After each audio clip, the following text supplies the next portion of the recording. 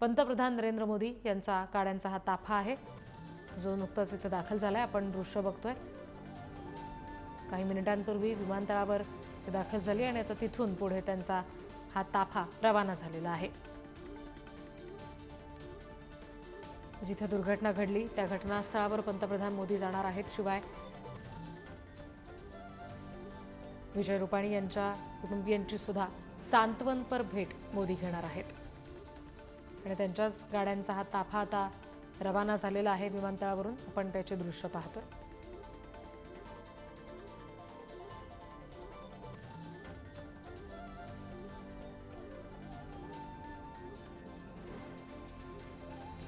दृश्य बघतोय आपण, पंतप्रधान नरेंद्र मोदी हे आता अहमदाबाद विमानतळावर दाखल झाल्यानंतर त्यांच्या गाड्यांचा ताफा हा रवाना होतानाचे दृश्य आपण सध्या पाहतोय। एका बाजूला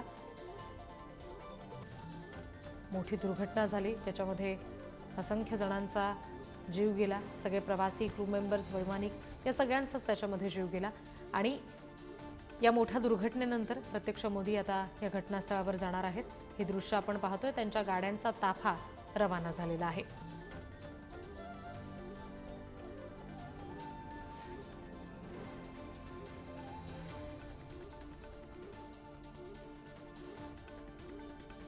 प्रत्यक्ष घटनास्थळावर सुद्धा मोदी पाहणी करणार आहेत।